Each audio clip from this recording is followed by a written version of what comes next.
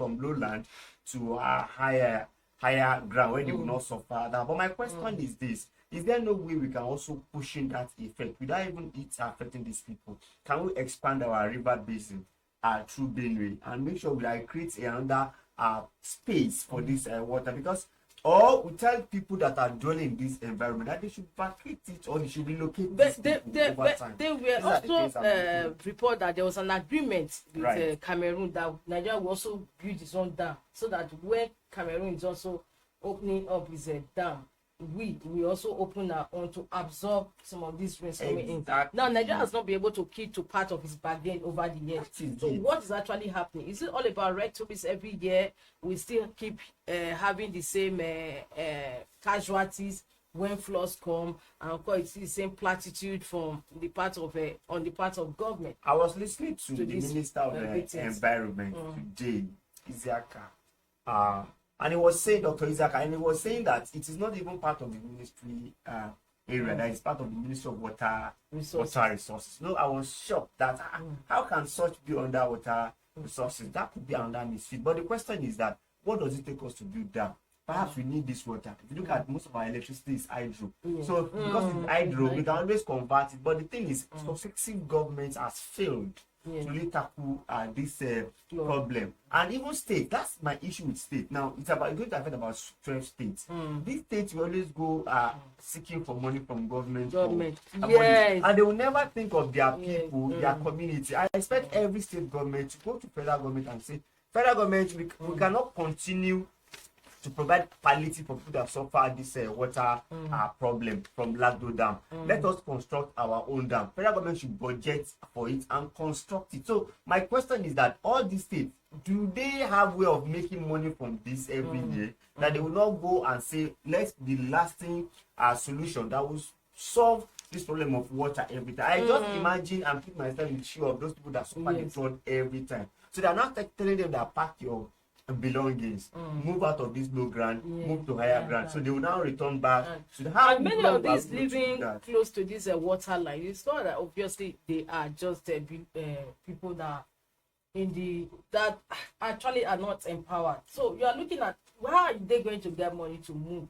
They have the resources. Well, the fact remains that we have SEMA in the states and there is a budget for it. But I think we should stop budgeting for this every year. Because what my take is that every year you see now all hands are voted. Oh, these people should leave, and of course many of them they don't know where to go to. They just pray and hope on God that maybe they will not be so badly affected. I discover that year in year out when it happens, that is when NEMA will now roll in with relief materials. States will now come begging to federal government. Oh, help us! We have so many people displaced. Give us this money. At the end of the day, this money does not even trickle down to those that actually in need. And that is the problem. We need to be looking at lasting solutions. Is that you locate these people, or is that you build your dam? I don't think a year is enough to build this dam. Build this dam or you look, and that's my issue with governors. I'll still go back to governors. Now you know that you have 4 years to rule, and every year there is going to be rain. And if there is rain, you are going to suffer casualty in some area. Why don't you look for lasting solution to save you or salvage the problem of looking for money, begging federal government, taking from state money that is supposed to be used for another developmental project to really do palliative? So federal government should look for lasting solution on the issue of Lagdo Dam, because Cameroon is still telling us, imagine they did not inform us and they open it, what would have happened to us? So, and that's it. Even that they even inform us now, I'm not even sure that so to solve this problem of Lagdo Dam and opening river in Cameroon, Nigerians suffer it about 12 states. Federal government should look for lasting solution by creating a dam that could absorb this water, or by locating these people permanently, not that telling them temporarily to live there. Perhaps water is a very funny thing as well. It can even change its routes and move to another route. So the best thing is for us, and we don't even know the size of this water. So because I also want them to go further to discuss with Cameroon that release this water stage by stage, so that you know that it won't be once, because if it once, you are going to feel the impact. So if it is stage by stage, perhaps you know that this stage you manage it, this next stage you manage, and before we have another season. at hand. Thank you so much. Now, another leading story that is also trending. Actually, when it was released yesterday, it was something that created one social platform that belonged to our part. That is the report by NBS over unemployment rate that is about 5 point something of thereabout. And many Nigerians are wondering how did they arrive at such a figure that is actually that MBS was being economical with the truth that is much higher, and that's what the leading story on the Guardian is saying. Federal government's estimate reduces unemployment on paper amid almost 10 million jobs deficit.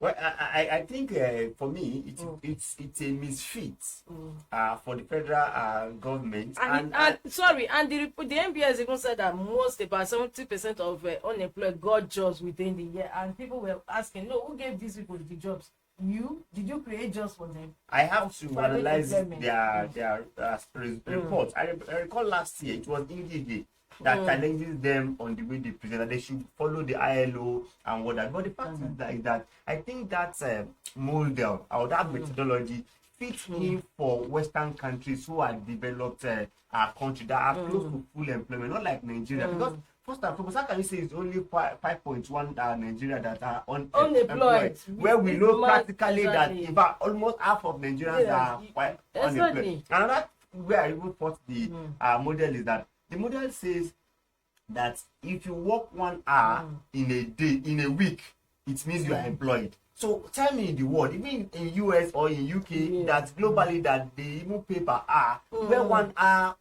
job we feed a family or even feed an individual for 7 days. I think that's a wrong statistics, and perhaps we have negative impact of this. The negative impact is that it will affect policymakers because you are giving wrong statistics. Policymakers will now assume that we don't have unemployed, everybody is employed in Nigeria. I knew with what you just said, that's what an expert said. Right. Let's still on the Guardian, the leading story.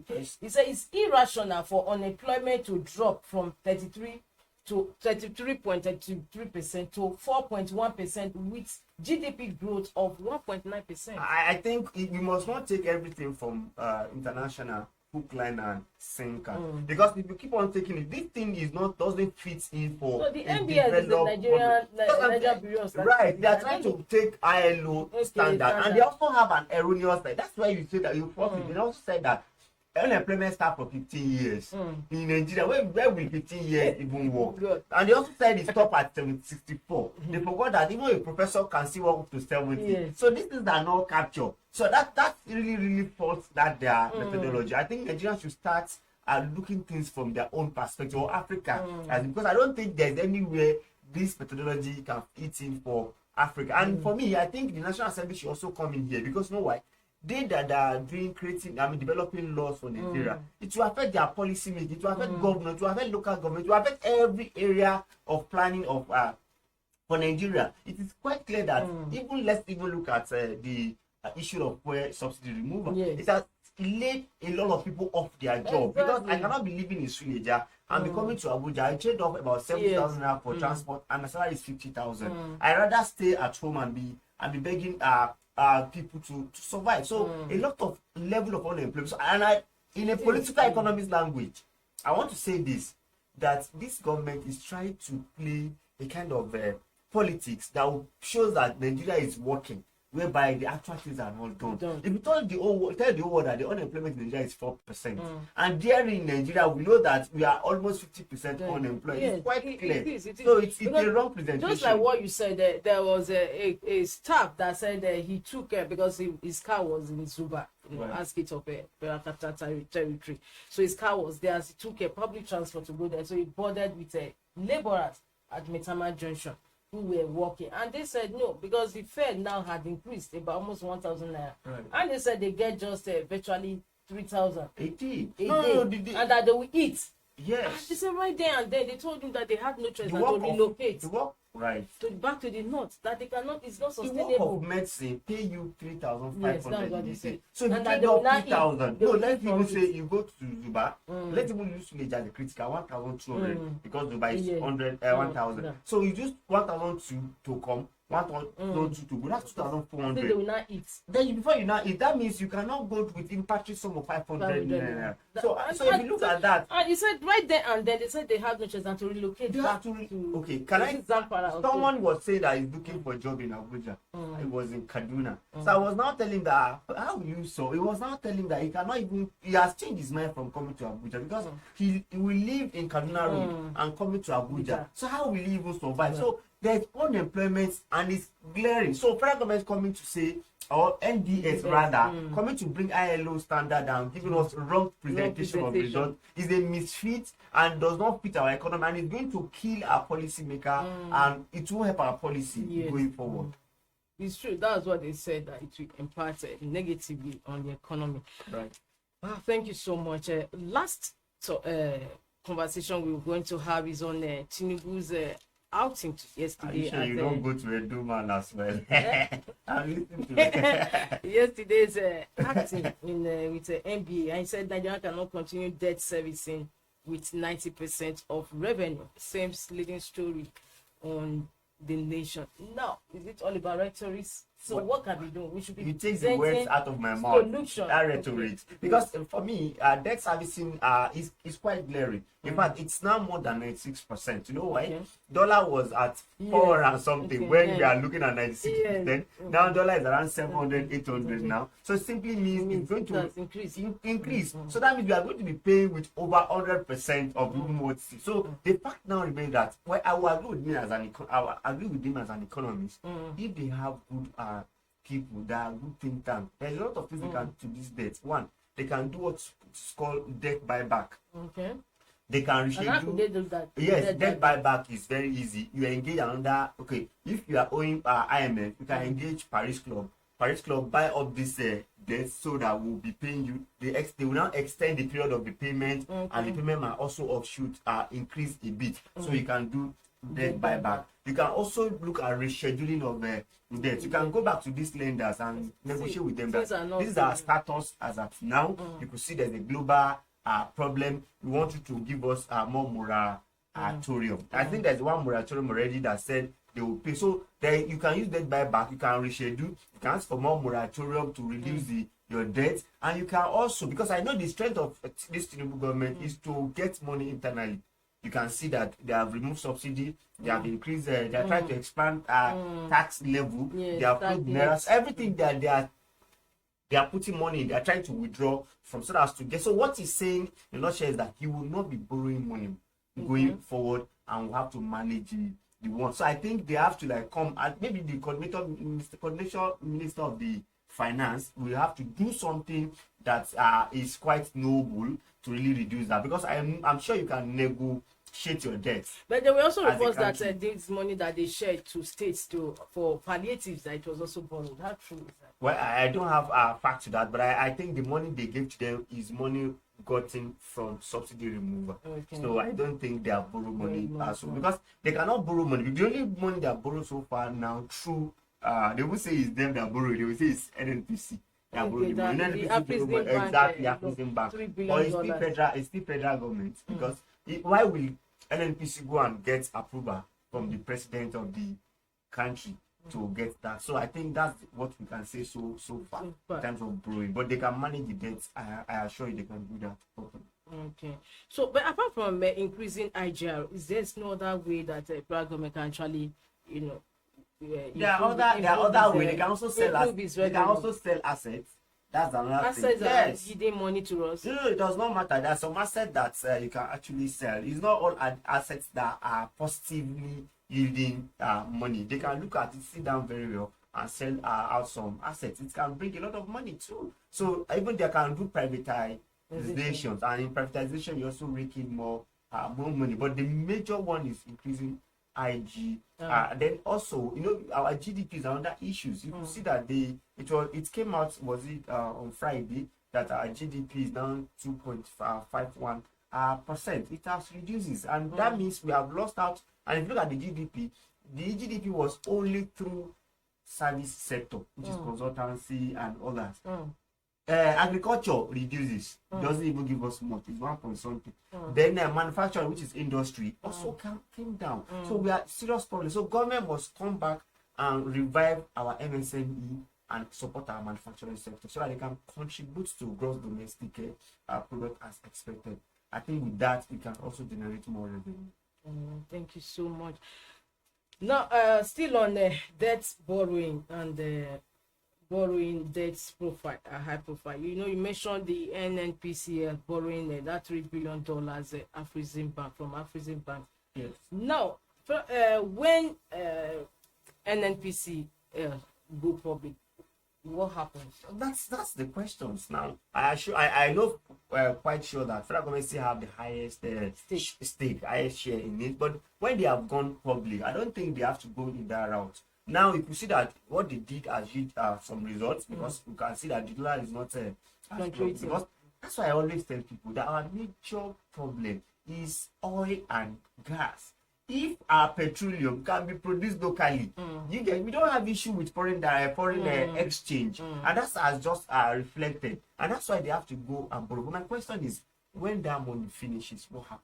Because that's what Bloomberg said. Would they go back in 6 months? That is going to end. Yes, would they now go back? But within that 6 months, if we can have because a our paper said refinery in Port Harcourt, I think that would have solved a lot of problems, because our major issue is that foreign exchange. And I must tell you that only transportation takes 25%, and majorly what we use for that foreign exchange is oil, which is about 96%. Because what do we have to exchange for foreign exchange? But apart from that, I think CBN should also do more, because their policy towards this, they are saying that they are going to look at the Bureau de change and allow them and handle them, that they will come in they will also be managing them very well. But the fact is that you must find a better way, and like I always said, there must be a window for our petroleum importers to assess dollar, and that's what NNPC has done. And you can see that everything has come down to some extent. They must also give this kind of opportunity to manufacturers. But we don't know how true is that, because there was a report last week that some fuel importers, they are still not willing to import. Yeah, it's because of they are thinking the floating will still continue as it were, that the fuel, the cost of dollar, naira to dollar will be about over 1,000. So, but now that this has come, they have gone back, and I think they are importing fuel for petroleum products. But I hope how well are they going to NNPC going to provide oversight, because we have to guide against something like round trip. Yes, exactly.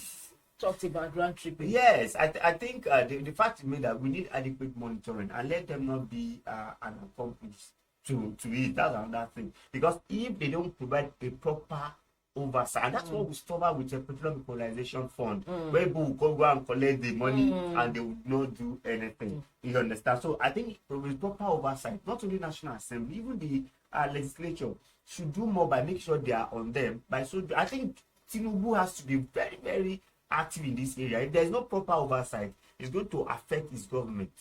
Because now the dollar issues will definitely affect people. Will start crying, and there will not be importation and now that we even import food and everything, so we have to look at it properly. But in just in respect to what we are discussing is what the story is on Vanguard is capturing, that government efforts failing as food imports rise 122%, deficit hits 4.9 trillion. That's the problem. We are not food sufficient, but good of it is that government has declared food security. That's not what they call it. Food security. So I think that would have helped. Maybe they have seen this. That's why they want to go into that. But by and large, what we need to solve here is supply chain. If we have good supply chain for our food and farm produce, I think we will not have this serious problem. And lastly, I saw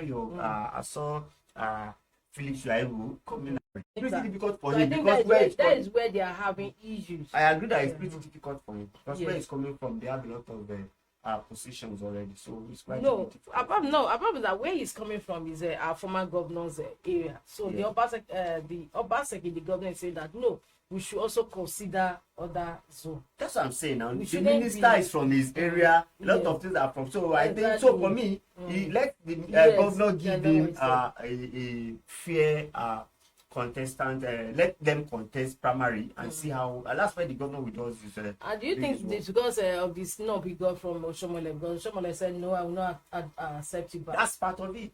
That's you have to go back. You have to go back. That's part of it. Because if they give him tickets in. How about Oshomole's statement? Because there's always a saying that there's no permanent friends in politics. There's no permanent friends. Why would Oshomole say he has say that he has shut the door he against decided not to be his friend because he has another plan. That's it now. Bringing Shuaibu may not sell even for primary in APC. So you have to look at who is going to really sell over time. That is it. And that is that. Thank you so much for your thoughts this Monday, August 28, 2023, on the show of Inside Nigeria. It's always a pleasure to have you on the program. Thank you for having me. Dr. Ali Elias. I look forward to having you same time, same station. Thank you so much. My name is Winifred Ugwebo. Guess this is where we end today's program. Don't forget, same time, same station is another day. Stay tuned then. Bye. Thank you for watching. For sponsorship and advert placements, please contact 080-3688-6158. Last Word Leadership Podcast Studio. You have the last word.